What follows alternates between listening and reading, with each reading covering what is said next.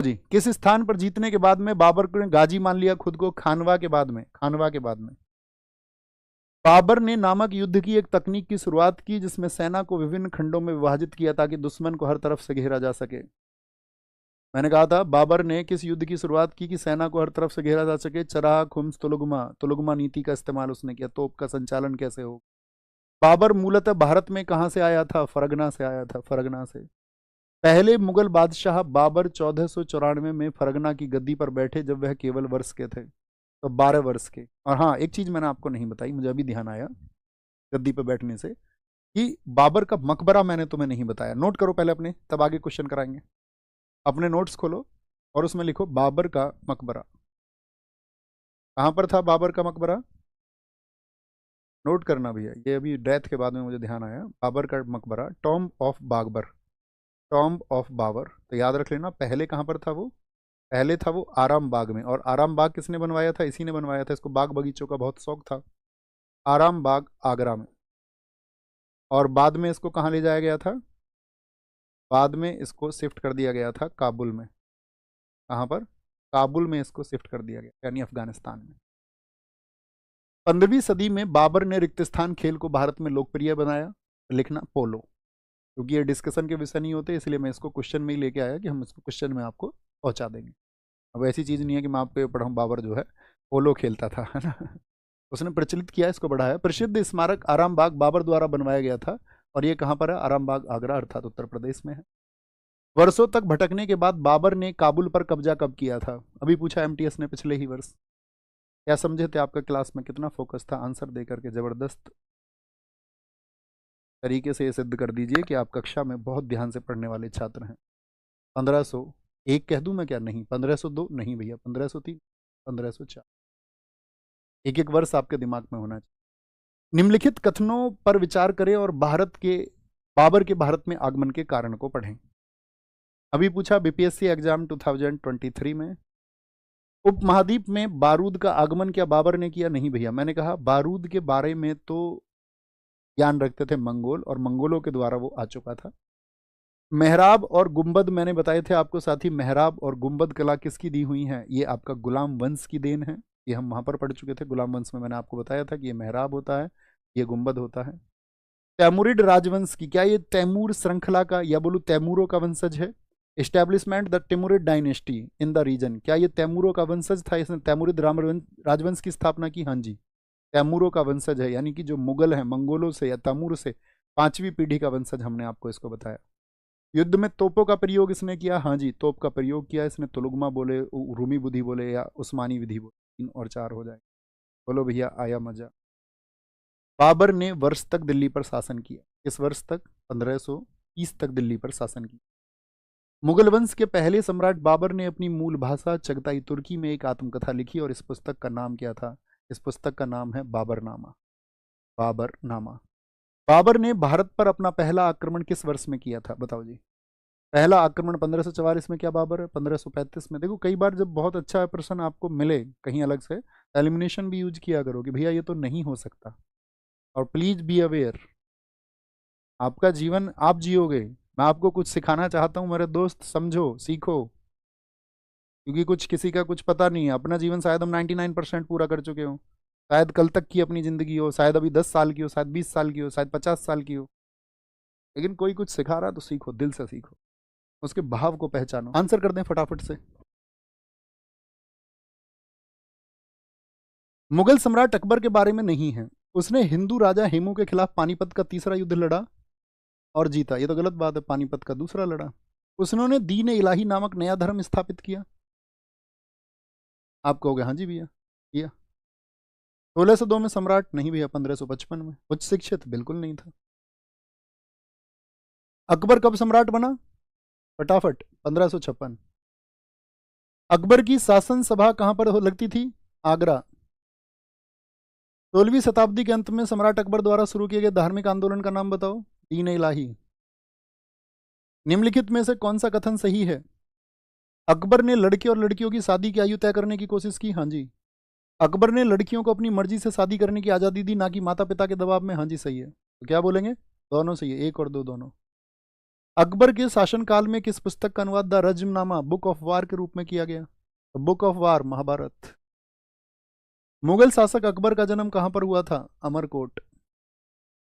निम्नलिखित में से किसे अकबर के शासनकाल में खाने खाना के टाइटल से सम्मानित किया गया था? बैरम खान। अभी पूछा देखो, एसएससी सिलेक्शन पोस्ट, गायब है किताबों से। अकबर की राजस्व प्रणाली में जब्त किसके द्वारा विकसित की गई थी? टोडरमल। जब्त प्रणाली।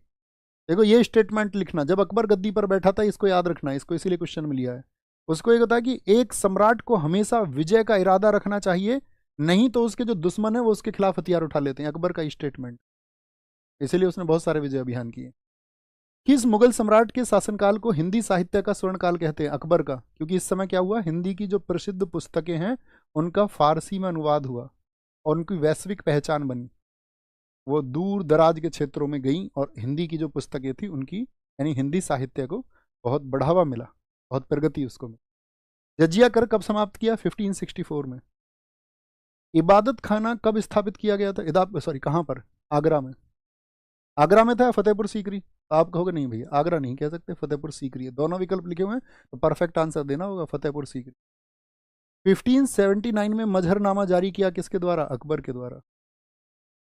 अकबर की इच्छा के अनुसार रामायण का फारसी में अनुवाद किसने किया? रामायण का अब्दुल कादिर बदौनी, ये बदायूनी है, कलाकार बदायूनी। अकबर ने 1579 में मजहर की घोषणा की। हाँ जी। राजपूतों के साथ वैवाहिक संबंधों ने अकबर के धार्मिक नजरिए को प्रभावित किया। बिल्कुल ठीक बात है, बहुत प्रभाव हुआ उस पर। कौन से विद्वानों ने 1576 में मजहर का प्रारूप तैयार किया था? तो कौन थे? शेख मुबारक और अबुल फजल थे। यूजीसी नेट में पूछा गया। ईपीओ का अच्छा सा क्वेश्चन बताओ, अकबर के प्रशासन के तहत दहसाला प्रणाली किससे संबंधित थी? तो कितना रेवेन्यू था इसमें? 10 साल, अगले 10 साल का रेवेन्यू, लैंड रेवेन्यू सिस्टम, भू राजस्व प्रणाली थी एक। किस वित्त मंत्री ने दहसाला को शुरू किया? राजा टोडरमल। भारत के मध्यकालीन इतिहास के संदर्भ में दहसाला, बटाई और नासक शब्द किससे संबंधित हैं? दहसाला क्या है? अकबर के शासन की भू राजस्व प्रणाली है। मनसबदारी व्यवस्था के संदर्भ में निम्नलिखित में से कौन सा कथन सही है? मनसबदारी व्यवस्था अकबर द्वारा शुरू किया गया राज्य की आधिकारिक श्रेष्ठता थी। मनसबदारी वंशानुगत होती थी, यानी कि जो पिता को मिल गया तो बच्चे को भी मिल जाएगा? नहीं, राजा की परमिशन से, राजा की परमिशन से मिलता था। ये तो क्या हो गया? गलत हो गया मनसबदारी में। केवल एक, ये तुम्हारी जल्दबाजी की वजह से है, नहीं तो इसको विस्तार समझाते। और जब मनसबदारी प्रणाली शुरू की थी तो मनसबदार का सबसे निचला पद कौन सा था? 10 से शुरू होता था। अकबर द्वारा शुरू की गई मनसबदारी प्रणाली को किस प्रणाली से लिया गया था? मंगोलिया से। मनसबदारी प्रथा व्यवस्था के बारे में निम्नलिखित में से कौन सा कथन सही है? सेना के सभी सिपाहियों को मनसब आवंटित किया गया था, जितने भी सिपाही थे। गलत बात है, मनसब के अधीन सिपाही रहते थे। सामान्य वंश के आधार पर मनसब नहीं, वंश के आधार पर नहीं, योग्य को दिए जाते थे। मनसबदारों को पद और जात नामक संख्यात्मक पद नाम संख्या से दिए जाते थे, 10 से 12,000। अकबर के बारे में निम्नलिखित में से कौन सा कथन सही है? उसने मनसबदारी प्रणाली शुरू की। हाँ जी सही है। विजय अभियान उसके कल जानोगे। उसने बीजापुर राज्य को पराजित करके अपने साम्राज्य में मिला लिया था, नहीं मिला पाया था। उसने फतेहपुर सीकरी को अपनी राजधानी बनाया, ये ठीक बात है एकदम। 1 और 3 ठीक हो जाएंगे, कल जानोगे, है ना, विजय अभियानों में, नेक्स्ट डे पर।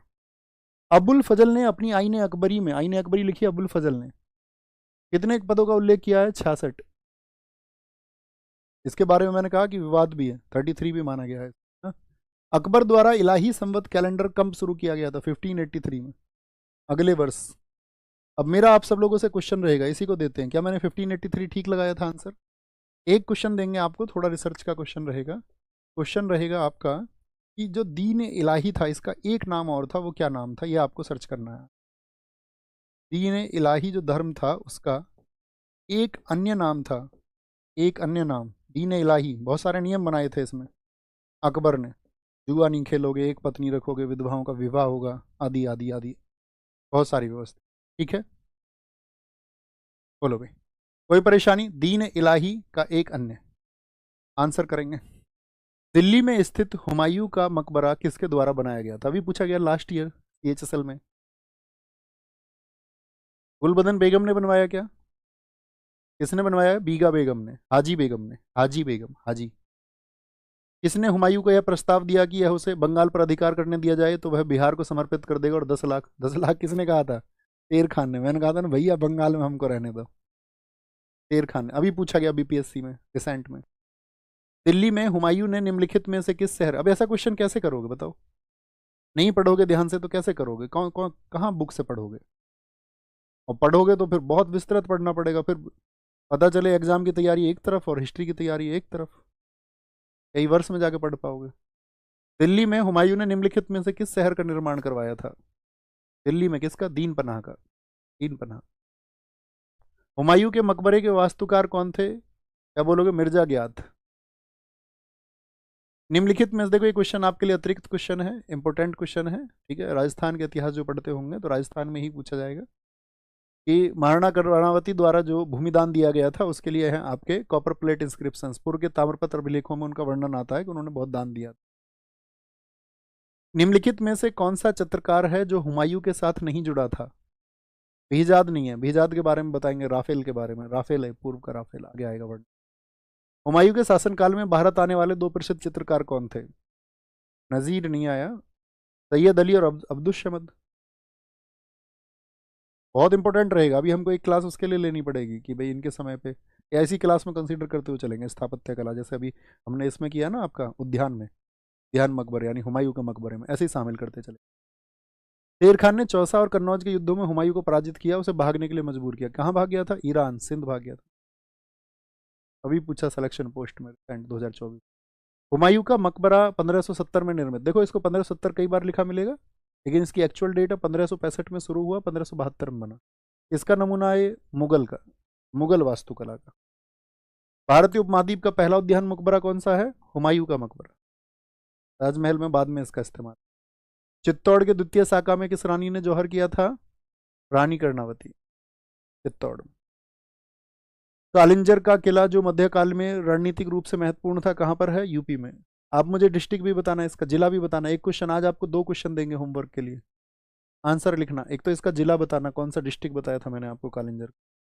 हुमायूंनामा की लेखिका गुलबदन बेगम कौन थी, ये आपको बताना अगर आपने क्लास को ध्यान। शेरशाह सूरी ने व्यापार और वाणिज्य को बढ़ावा देने के लिए निम्नलिखित में से कौन सी पहल की थी? उसने मानक सोने चांदी तांबे के सिक्के चलवाए, हाँ जी। ग्रैंड ट्रक रोड की बहाली की, हाँ जी। कस्टम ड्यूटी स्ट्रक्चर उसके समय पे था, ये याद करना है आपको, है ना। तो क्या बोलेंगे, उसके समय पे सब कुछ था, ये चीजें। फरीद ने कहाँ से कहाँ बाद में जो शेरशाह सूरी बने अपनी शिक्षा ग्रहण की थी? कहाँ गया था अपनी शिक्षा लेने? जौनपुर एक अच्छा शिक्षा का केंद्र हुआ था, किसके समय? शेरशाह सूरी के समय। शेरशाह सूरी द्वारा ऐतिहासिक सड़क को किस नाम से जाना जाता है? ग्रैंड ट्रक रोड के नाम से जाना जाता है। शेरशाह सूरी का उत्तराधिकारी कौन हुआ था? इस्लाम शाह हुआ था, 1545 से 53। शेरशाह सूरी अथवा शेर खान का असली नाम क्या था? तो असली नाम क्या है? फरीद, फरीद। शेरशाह सूरी द्वारा जारी किए गए चांदी के सिक्कों को क्या कहा जाता है? चांदी के सिक्कों को कहा जाता है दोस्त आपका क्या? टंका। रुपया उसकी मुद्रा थी, मोहर दिनार, दिनार तो स्वर्ण मुद्रा होती थी उसमें। शेरशाह सूरी का मकबरा कहाँ पर है? सासाराम में है, सासाराम में है। निम्नलिखित में से शेरशाह सूरी का अंतिम अभियान कौन सा है? फटाफट से बताओ। गिरी सुमेल 1544 का है, मेवाड़ भी 1544 का है, कन्नौज की लड़ाई उसकी 1540 की है, कालिंजर का अभियान 1545 का है, 1545। निम्नलिखित इतिहासकारों में से किसने शेरशाह सूरी को महान सम्राट अकबर की तुलना में बेहतर राष्ट्र निर्माता बताया? के.आर. कानून को, के.आर. कानून को। कौन से बादशाह ने अपनी राजमुद्राओं पर देवनागरी लिपि को समुचित स्थान दिया? तो किसने दिया? शेरशाह सूरी ने दिया। देखो डीएसएसबी पीजीटी, जो भी लोग एसएससी का पेपर दें, ये डीएसएसबी टीजीटी पीजीटी या डीएसएसबी जो भी क्वेश्चन बनाता है, 2022 को उठा लो, 23 को उठा लो, 24 उठा लो, एसएससी यहीं से उठाता है, ठीक है, याद रखेंगे इसको। और एसएससी के लिए हमारी क्विज कब से शुरू हो रही है बताओ? प्रीवियस ईयर कब से शुरू होगा हमारा पीवाईक्यू? डेट पता है ना सबको? निचोड़ देंगे, निचोड़, पीवाईक्यू को निचोड़ देंगे। कोई भी एग्जाम आपका हो, कोई भी एसएससी का, इस बार जो आप दोगे, और मैं प्रॉमिस करता हूं सारे निकलेंगे, लेकिन आपको प्रॉमिस मुझसे ही करना होगा, बाकी सब्जेक्ट में भी आपकी परफॉर्मेंस अच्छी रहेगी। 1 मई, इसको माइंड में रखना। शेरशाह को अपनी वीरता से प्रभावित करने वाले जैता और कुंभा किस स्थान से संबंधित है? तो वो मारवाड़ से हैं। अकबर के निम्नलिखित विजय अभियानों को कालानुसार रखिए। सिंध, खानदेश, बंगाल और काबुल बताएंगे। फटाफट से आंसर कर दें भैया, 2 मिनट देंगे तुम। तो क्या बोलेंगे भैया? सबसे पहले तो अगर हम बात करें तो यहाँ पर देखो ये पूर्व है, तो अकबर मैंने क्या बताया था उसके आने की दिशा क्या है? पहले तो वेस्ट में गया, वेस्ट के बाद में कहाँ जाता है? ईस्ट में। ईस्ट के बाद में जाता है वो नॉर्थ में, और नॉर्थ के बाद में जाता है वो साउथ में। ये उसका क्रम है, ठीक है, ऐसे। तो क्या बोलेंगे, सबसे पहले वेस्ट दे रखा है, इसमें कहीं भी कुछ नहीं दे रखा है, तो ईस्ट दे रखा है, तो ईस्ट में कहाँ गया वो आपका? बंगाल में, तो बंगाल सबसे पहले होगा इनमें, तो बंगाल चुन लो, सी बी। बंगाल के बाद में किधर गया आपका? काबुल गया। काबुल गया, ठीक है, काबुल के बाद में सिंध, और फिर दक्षिण तो सबसे लास्ट में आया ना, दक्षिण उत्तर के बाद में आया, तो बी सबसे बाद में आएगा, तो यहाँ से ऐसे भी कर लेते हैं। ऐसे समझ के उसको कर सकते हैं आप कि उसके जाने की दिशा क्या क्या थी। गुजरात पर अपनी विजय के उपलक्ष्य में क्या बनाया? गेट ऑफ मैग्निफेंस, क्या बोलते हैं उसको? बुलंद दरवाजा। अकबर ने किस वर्ष कश्मीर को मुगल साम्राज्य में मिला लिया? 1585 में उसमें अपना अभियान शुरू किया था, और उसने उसको मिला लिया था 1586 में। अकबर के नवरत्न के बारे में इनमें से कौन सा सही ढंग से मेल नहीं खाता है? अबुल फजल वह अकबर के वजीर थे, देखो ये भी बात इंपॉर्टेंट है, अबुल फजल अकबर का वजीर था और अकबरनामा का लेखक था, हाँ जी। राजा मानसिंह अकबर का वित्त मंत्री है क्या? फाइनेंस मिनिस्टर था क्या? आप कहेंगे नहीं भैया, गलत बात है, यही गलत हो गया। निम्नलिखित में से कौन सा सम्राट अकबर के दरबार के नवरत्नों में से एक नहीं था? उस्मान अली खान, कहीं जानते हो तुम? फाइनेंस मिनिस्टर है, ये आपका वजीर है, अकबरनामा का लेखक है। फकीरुद्दीन, ये होम मिनिस्टर है उसका। सम्राट अकबर के दरबार में टोडरमल कौन थे भैया? फाइनेंस मिनिस्टर थे, वित्त मंत्री। लिख लिया था ना टोडरमल के टाइम पे वित्त मंत्री, या नहीं लिखा था? ये बोल के ही छोड़ दिया मैंने ऐसे ही। हाँ लिखा है, लिखा है भाई साहब, लिखा। बोले खाने खाना का टाइटल किसको मिला था? रहीन खान को। ये उसी का बेटा है, किसका? बैरम खान का। अपने दरबारी संगीतकार के रूप में किसको नियुक्त किया था? मियां तानसेन को। मियां। अकबर के दरबारी सदस्य बीरबल का वास्तविक नाम क्या था? महेश दास। रामतनु पांडे, ऑप्शन डी कौन है? तानसेन। अकबरनामा के द्वितीय खंड में क्या है? पहले में तो अकबर के पूर्वज बताए गए हैं, दूसरे में बताई गई अकबर के शासनकाल की घटनाएं, और तीसरे में बताया गया अकबर का प्रशासन, तो शासनकाल की घटनाएं।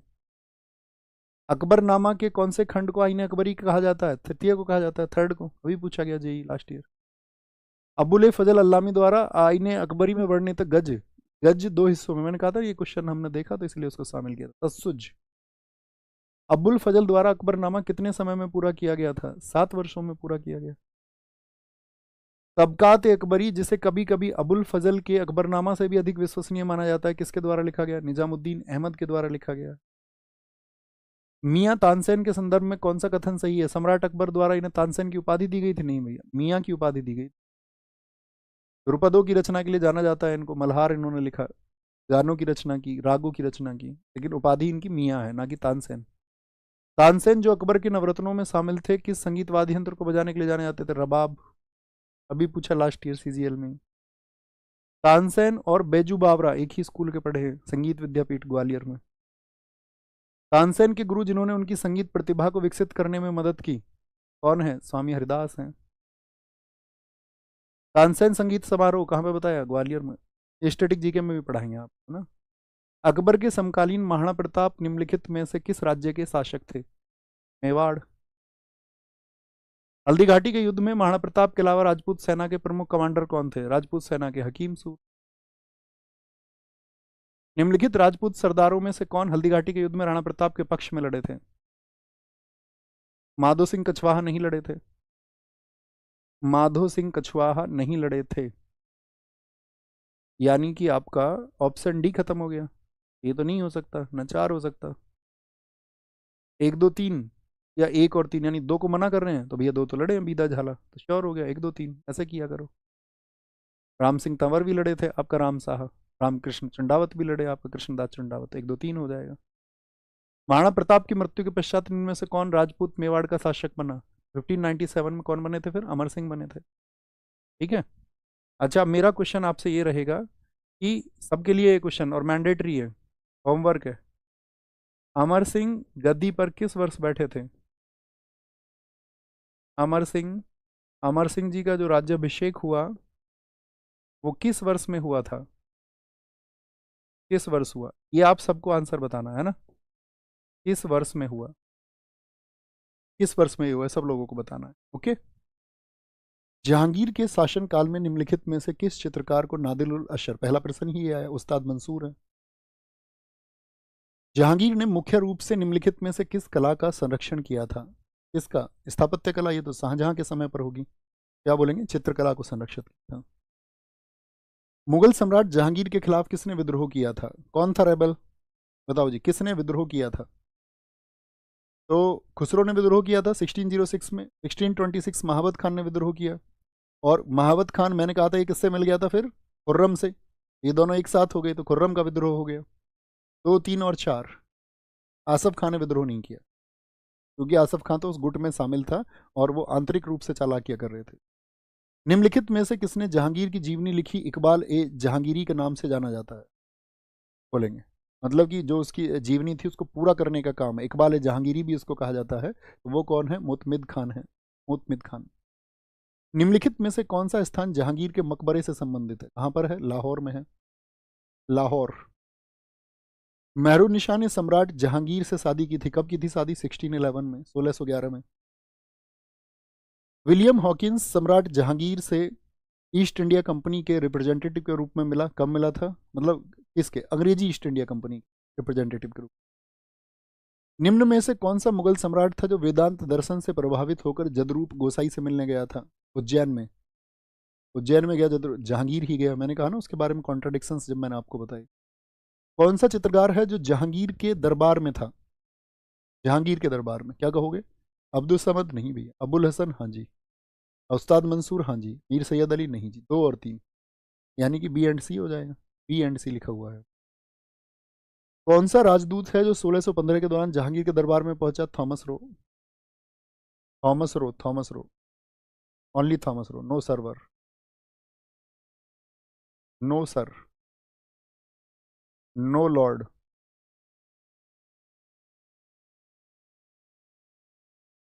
जहांगीर की पत्नी नूरजहां का संबंध निम्नलिखित में से किस वस्त्रकला से था? चिकनकारी से। चिकनकारी। निम्नलिखित में से कौन जहांगीर के दरबार का चित्रकार नहीं है? फ्राइडे को हम आपको पढ़ाएंगे ये सब फिर से, है ना। मंसूर था, मनोहर था, बिसनदास, बसावन और दसवंत ये तो अकबर के टाइम पे हैं। अकबर के टाइम पे हैं। क्या मैं ठीक हूँ? मुझे इस क्वेश्चन में थोड़ा सा डाउट है, मैं आपसे पूछना चाहूंगा। होमवर्क के लिए दे देते हैं। अंतिम प्रश्न है ना, मैं सोचता हूँ अंतिम प्रश्न आपको दूंगा और फिर मैं उसका आंसर बता देता हूँ तुम्हें। तुम्हें लिखना है सब।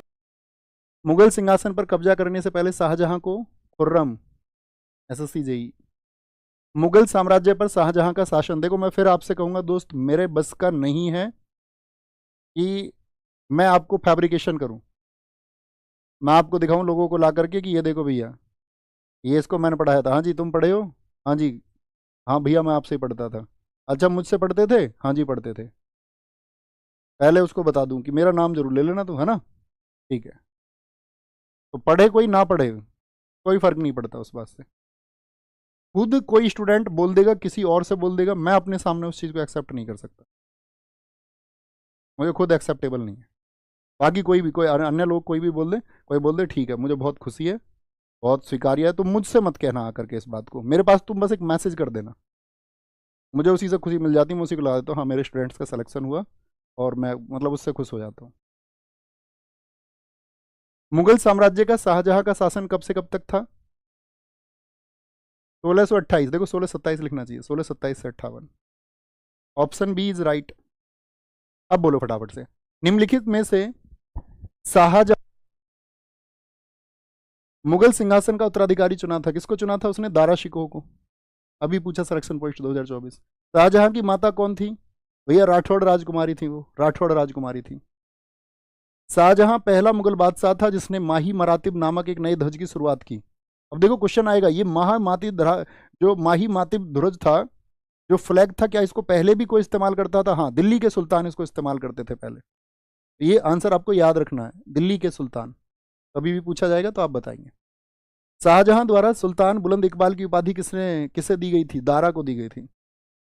निम्नलिखित में से किसने शाहजहां के शासनकाल में मुगल कुलीनता का वर्णन करते हुए 4 चमन पुस्तक लिखी? चंद्रभान ब्राह्मण ने लिखी।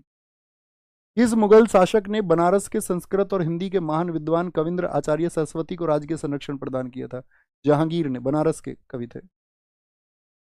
17वीं सदी में किस सिख गुरु ने दारा सिखों को आश्रय दिया था? दारा सिखों को संरक्षण दिया था आपका गुरु हरराय ने। किसने? गुरु हरराय ने। कॉन्फ्लिक्ट किसके थे? हरगोविंद के थे। क्या हो गया भैया? भैया पिछले क्वेश्चन को देखिए, क्या हो गया? ओह सॉरी, आचार्य सरस्वती। भैया शाहजहां, नॉट जहांगीर। शाहजहां होगा, कॉमन सी बात, अभी तो पढ़ा। Sorry sorry sorry. राजकुमार दारा सिकोह के चिकित्सक के रूप में मुगल दरबार से कौन जुड़ा था? अब यहां पर तुम एक चीज लिखो, लिखेंगे एक बार। हाँ, ये चिकित्सक, ये मैं सोच रहा था आपको मैं लिखाऊं फ्राइडे में, अभी लिख लेंगे, जरा 2 मिनट देंगे, 2 मिनट देंगे और अभी लिख लो।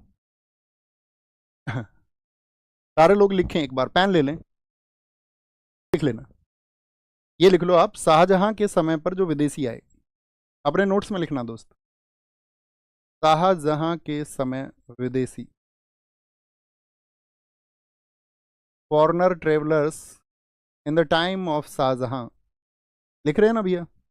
पहला लिखो पीटर मुंडी, पीटर मुंडी। दूसरा पर्सन आया था निकोलस मनुची, क्योंकि ये दोनों आए थे इटली से, निकोलस मनुची। कहाँ से आए थे ये दोनों? तो इन दोनों को लिखना, ये इटली से आए थे। कहाँ से? इटली से, इटली से। मनुची की एक बुक है, इसकी बुक का नाम है, इसकी बुक का नाम है हिस्टोरिया डी मोगोर, हिस्टोरिया डी मोगोर। मोगोर ये मुगल्स को कह रहा है, मुगलों की कहानी लिख रहा है इसमें। और तीसरा पर्सन इसके टाइम पे आया बर्नियर, ये डॉक्टर है, फ्रांसिस बर्नियर। इसी ने लगाए आरोप किस पर? जहान आरा पर, फ्रांसिस बर्नियर। और एक चौथा आया था इसके टाइम पर आपका ट्रैवनियर, ट्रैवनियर। जो ट्रैवनियर है ये 6 बार आया था इंडिया घूमने, 6 बार। पूछा जाता है कौन बार? ये एक जौहरी था, जौहरी यानी कि एक ज्वेल था, ज्वेल। और इसकी बुक है ट्रैवनियर की एक, इसकी बुक का नाम है travels in India, travels in India. ये दोनों कहाँ से आए थे भैया? याद रखना, फ्रांसिस ट्रैवनियर ये फ्रांस से आए थे। लिखें एक बार, कोई दिक्कत? तो बताइए जी, दारा सिकोह के चिकित्सक के रूप में कौन था? बर्नियर, ये डॉक्टर था। इसी ने लिखा इनकी हरम के बारे में। इसने कहा हरम में स्त्रियों की मानसिक हालात इतने बेकार थे, क्योंकि जब हरम में स्त्रियां बीमार होती थी तो उनको कहीं लेके थोड़ी जाते चिकित्सालय, ये बर्नियर जाता था अंदर घूमने। तो उसने वहां के खराब हालातों के बारे में लिखा है कि कैसे हरम में स्त्रियों की बहुत हालात खराब की गई थी मुगलों के समय पर। दारा सिकोह अंततः उत्तराधिकार के युद्ध में, सामूगढ़ के युद्ध में किससे हार गया? औरंगजेब से हार गया था, औरंगजेब से।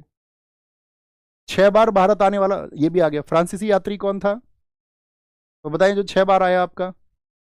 तो जो जौहरी है, तो जौहरी कौन है? बर्नियर तो डॉक्टर है, तो आप क्या बोलोगे? ट्रैवनियर है, ये व्यापारी है। ये आया 6 बार। निम्नलिखित में से फ्रांसीसी यात्री उसने जो देखा उसका लेखा जोखा लिखा। अक्सर भारत की तुलना यूरोप की स्थिति से करता था। वह राजकुमार दारा सिकोह के चिकित्सक के रूप में मुगल दरबार के निकटता से जुड़ा हुआ था। ये आपको होमवर्क का आंसर देंगे और आप सबको लिखना है कि कौन था डॉक्टर इस टाइम पे। बहुत अच्छे से आप सब लोगों का आंसर आना चाहिए। औरंगजेब ने मुगल साम्राज्य पर शासन किया। सर मराठा संघर्ष के ईयर लिखवा दीजिए, थोड़ा रिलेट बना रहे। हाँ बच्चा, मराठा पढ़ेंगे ना अभी, अभी तो रिलेट करोगे, वो सारा लिखवाएंगे विस्तार से।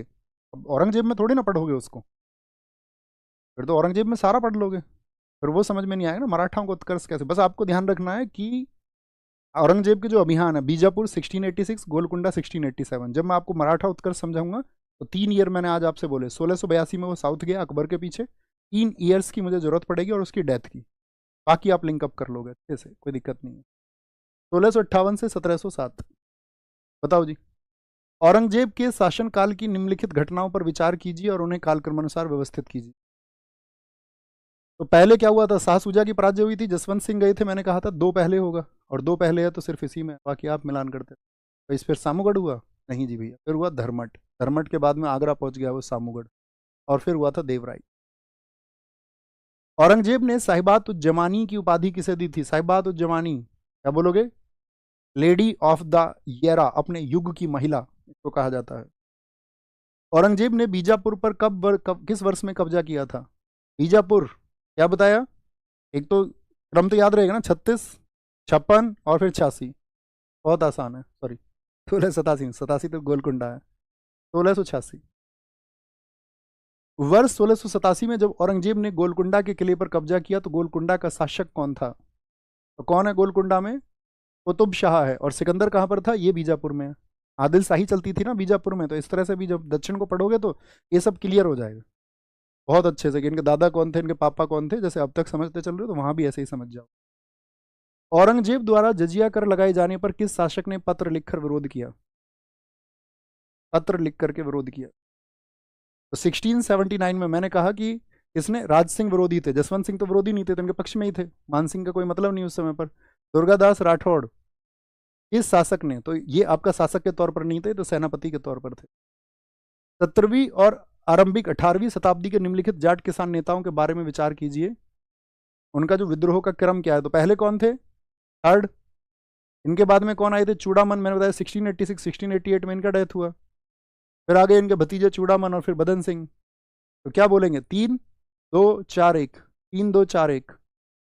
यूपीएससी ने पूछा सीएपीएफ में। निम्नलिखित में से किस राजपूत शासक द्वारा औरंगजेब के विरुद्ध विद्रोह किया गया था? मिर्जा राजा जयसिंह, जयसिंह तो पक्ष में ही हो गए थे, क्या बोलेंगे? राज सिंह ने विद्रोह किया था। सूची 1 को सूची 2 के साथ में मिलाइए। मुगल सिख विद्रोह, जाट विद्रोह, मुगल राजपूत विद्रोह और सतनामी विद्रोह, क्या बताया? JSSR। अब सोचना इसमें कहां से शुरू, ये बहुत हेल्प करेगा आपके लिए। जी, सबसे पहले जाट विद्रोह हुआ। सबसे पहले कौन सा ईयर है इसमें? 1669। तो बी का 1 होना चाहिए। आंसर बहुत आसान है, आप जानते हो, तो बी का 1 हो जाएगा, कॉमन सी बात होगी। मुगल सिख युद्ध कब हुआ था? 1675 में। आपको पता है कि यहां पर भी याद रखिए 1664 में बने थे। कौन? आपका गुरु तेग बहादुर। 1675 में उनको फांसी हुई। जाट विद्रोह ये आपको पता ही है, 1669 में गोकुल के नेतृत्व में हुआ। राजपूत युद्ध की बात करें, मुगल राजपूत, ये 1679 में, इसके 10 वर्ष के बाद में जाट विद्रोह के परफेक्ट 10 ईयर बाद में। सतनामी आपका हुआ साथी कब? आपका 1672 में। आसान है, ध्यान से पढ़ोगे तो आसान है, और नहीं तो फिर बहुत मुश्किल है। मारवाड़ के राठौड़ राजपूतों के उत्तराधिकार और आंतरिक राजनीति में किस मुगल शासक के हस्तक्षेप के कारण उनका विद्रोह हुआ था? और आराम से क्लासेस कर लेना, वो 10 मिनट वाली वीडियोज भी, वो 30 मिनट वाली वीडियोज भी, वो घंटों वाली भी कर लेना, और फिर एक बार देखना सोच के कि आपने क्या पढ़ा और क्या पाया। कहीं भी अपने बारे में लोग, जब पीक पे बात आती है ना, किसी परीक्षा का रिजल्ट आता है, बड़ी परीक्षा का, तो बड़ा हताश होता हूं मैं जब बड़ी परीक्षा का रिजल्ट आता है, क्योंकि जितनी बड़ी परीक्षा होगी उतने ज्यादा फेलियर बच्चे होंगे, उतने ज्यादा असफल बच्चे होंगे। और ये तो गनीमत है अपने बच्चों की। नहीं तो टीचर्स को लगता है इस समय पे असफल बच्चे ज्यादा हैं, तो इसी समय पे इस व्यक्ति को काउंटर करना चाहिए, क्योंकि इस समय निराशा ज्यादा होगी बच्चों के मन पे, तो वो पूरे वर्ष भर कुछ नहीं कहेंगे। जब बड़ी परीक्षा किसी का रिजल्ट आएगा तब कुछ खड़े होकर आएंगे, बोले इसी की वजह से तो सिलेक्शन नहीं हुआ।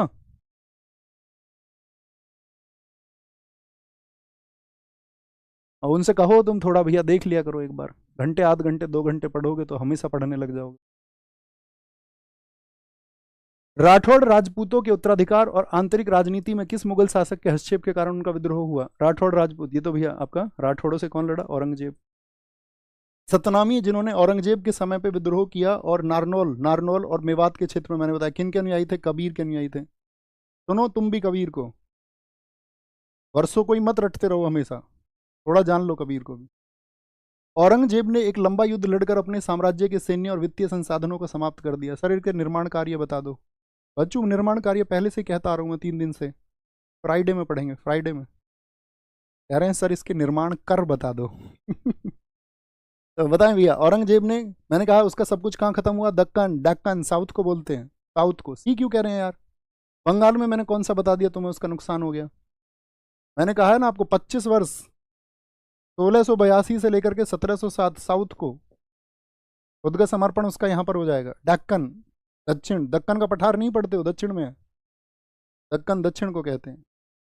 निम्नलिखित में से किसने दिल्ली में एक साहित्यिक केंद्र बैतुल उलूम को स्थापित किया? जयाबुन्निसा। जहांरा जानते हो इसकी सिस्टर है, गोहनारा इसकी सिस्टर है। नूरजहां कौन है इसकी? नूरजहां कौन लगती है इसकी, बताओ। औरंगजेब के शासनकाल में 7000 का मनसब किसको दिया गया था? 7000 जयसिंह को।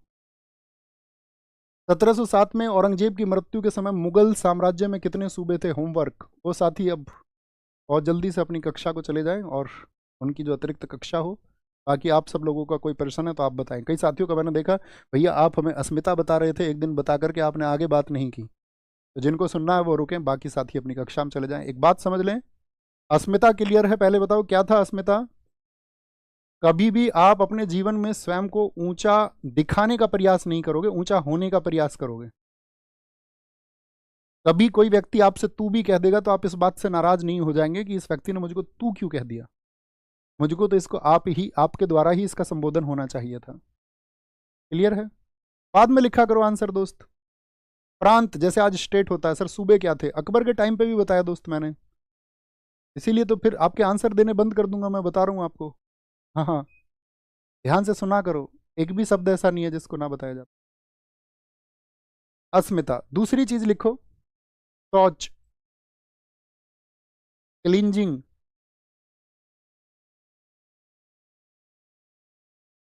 शौच समझते हो? स्वच्छ होना, स्वच्छता। जैसे हमारे देश में भी चलता है स्वच्छता कार्यक्रम, जिसको गांधी जी ने चलाया अपने हाथ से स्वच्छता की, और मोदी जी ने भी उसको अपनाया स्वच्छता कार्यक्रम, फिर स्वच्छता 2.0 भी आया। स्वच्छ, क्लींजिंग, इसको क्या बोलते हैं? स्वच्छ होने को। बड़ी अच्छी कहानी है। गांधी जी एक बार अपने सेठ जी के, एक उनके मित्र थे सेठ, उनके यहाँ गए, तो उन्होंने बड़ी अपनी आलीशान कोठी बनाई हुई थी, बंगला, बंगलू ही बोलो। तो वो गए, उन्होंने देखा यार बड़ी सुंदर कोठी बनी हुई है, तो लेकिन अंदर बदबू आ रही थी कोठी में। उन्होंने कहा यार तुम्हारा घर वर तो इतना जबरदस्त बना हुआ है, लेकिन इसमें बदबू का क्या मतलब है? तो उन्होंने एकदम से अपनी वाइफ को आवाज़ लगाई, उन्होंने कहा तुमने पिछला दरवाजा बंद नहीं किया क्या? उन्होंने कहा ओ सॉरी खुला रह गया। तो उन्होंने दरवाजा बंद कर दिया पिछला, क्योंकि पीछे, उन्होंने कहा जी पीछे एक तालाब है जो गंदा है, उसकी वजह से बदबू आती है। तो उन्होंने कहा यार तुमने, गांधी जी ने कहा तुमने इतना अच्छा अपना घर बनाया है, सब कुछ इतना मतलब करोड़ों रुपए लगा करके, तो पीछे जो तालाब था उसको भी साफ करा देते,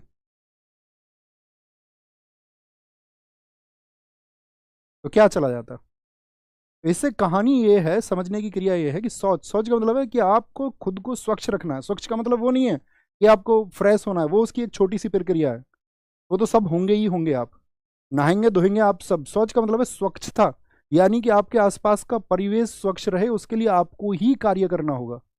आप दुनिया को ऐसे ही नहीं छोड़ सकते। आप ये नहीं सोच सकते कि ठीक है वो जैसा भी है वो वैसा ही रहेगा। आपको मतलब प्रयास करना चाहिए उसके लिए कि चीजें क्या हो पाए, स्वच्छ हो पाए, क्लींजिंग हो पाए। समझ पा रहे? थर्ड वन, तीसरी चीज, स्वाध्याय। स्वाध्याय से पहले मैं समझाऊंगा आपको अस्तेय। अस्तेय पता है? कल की कक्षा में सुनना है इसको। अस्तेय क्या है? अस्तेय वैसे तो अर्थ होता है चोरी ना करना, कल अच्छे से बताएंगे और क्या अर्थ, क्या मायने हैं। कौन रहा इनमें शासक? आंसर करेंगे भैया फटाफट से। तो सबसे पहले तो बहादुर शाही आया औरंगजेब के बाद में, अभी बताएंगे आपको, अभी विचार रखेंगे, है ना। बहादुर शाह के बाद में कौन आया डेथ के बाद में? जहादर शाह, फिर फर्रुख सियर, और फिर आपका मोहम्मद शाह रंगीला। क्या बन जाएगा? तीन, तीन से शुरू कर दो, 3 2 1 4, 3 2 1 4। किसने फर्रुख सियर के दरबार में इंग्लिश कंपनी के दूतावास का नेतृत्व किया था? तो कौन था अध्यक्ष? John Surman. निम्नलिखित में से किसने स्वतंत्र अवध शासन की नींव रखी थी? चिंकलिज खां हैदराबाद, मार्तंड वर्मा ये केरल में थे, सादत खान, हैदर अली पढ़ोगे आप 1780 के पीरियड में, 1782 पोर्टानोवा के समय। मुगल शासन के अंतिम दिनों के दौरान सैयद भाइयों के बारे में इनमें से कौन सा कथन सत्य नहीं है? वो जहादर शाह को सत्ता में लाए थे, उन्होंने प्रशासनिक शक्ति, हाँ इन्होंने सब कुछ संभाला, उन्होंने सहिष्णु धार्मिक नीति का पालन किया, हाँ पक्ष बनाया उसने, हिंदुओं के साथ भी बहुत सारी संधियां की, राजा साहू के साथ हाँ किया समझौता। जहादर शाह को सत्ता में लाए थे क्या वो? तो ये क्या हो गया? गलत हो गया, क्योंकि ये बात करें अंतिम दिनों में, और जहादर शाह को कब लेके आए? वो शुरुआती दिनों में, शुरुआती दिनों में, अंतिम दिनों में नहीं। अंतिम दिनों में तो उनके कौन था? मोहम्मद शाह रंगीला था। ये गलत हो जाएगा। 1719 से 48, रोशन अख्तर, मोहम्मद शाह रंगीला। करनाल का युद्ध किनके बीच में लड़ा गया था? नादिर शाह और मोहम्मद शाह, नहीं सॉरी शाह आलम नहीं, नादिर शाह और मोहम्मद शाह, मोहम्मद शाही, मोहम्मद शाह रंगीला। हैदराबाद का संस्थापक कौन है? निजामुल उल्क आसफ जहां। निम्नलिखित में से कौन 18वीं शताब्दी में अवध साम्राज्य का संस्थापक था? सादत खान। स्वतंत्र बंगाल राज्य की स्थापना किसने की थी? बंगाल में कौन था बताओ? मुर्शिद कुली खां, अलीवर्दी खां। जब बंगाल के नवाब हम पढ़ेंगे, टॉपिक लिख लेना साइड में, बंगाल के नवाब पढ़ाएंगे। मुगल सम्राट शाह आलम ने वर्ष में ब्रिटिश ईस्ट इंडिया कंपनी को बंगाल प्रांत के दीवान के रूप में नियुक्त किया। बंगाल के प्रांत के रूप में, ये तो अभी नहीं पढ़ पाओगे आप, क्योंकि इसके लिए तो पहले आपको 1764 का, जब मैं बक्सर का युद्ध बताऊंगा तो उसके बाद में मैं आपको बताऊंगा भैया इलाहाबाद की संधियां हुई थी 1765 में। ये हम पढ़ेंगे कहाँ पर, अभी 1765 याद रख लो। इलाहाबाद की दो संधियां हुई थी, 12 अगस्त और 16 अगस्त 1765 को अधिकार दिए गए। अली गौहर के नाम से जाना जाता है जो बक्सर के युद्ध में पराजित हुआ था, अली गौहर कहा जाता है आपका, ये भी हम बक्सर का युद्ध में ही पढ़ेंगे। ये था आपका शाह आलम द्वितीय, इनका भी रोल नहीं है। रंगून निर्वासित कर दिया था बहादुर शाह को अंग्रेजों ने, सॉरी बहादुर शाह का नहीं, शाह आलम द्वितीय बक्सर के युद्ध में पराजित हुआ था 1760 से। हाँ, शाह आलम द्वितीय। बोलो जी, सारे लोग बोले। बहादुर शाह द्वितीय को अंग्रेजों ने अपदस्थ करके रंगून भेज दिया था। कब? 1857 की क्रांति में भेजा था। वर्ष वैसे 1858 था। ओके। बहादुर शाह जफर द्वितीय की डेथ कब हुई थी? 1862 में, वहीं बंद रह के, 1862 में। ठीक है, मुझे बताना ये जो डेथ हुई थी इसके बारे में थोड़ा सा रिसर्च लिखना, ये किस क्रांति की वजह से हुई, किस क्रांति की वजह से, ये आपका होमवर्क है।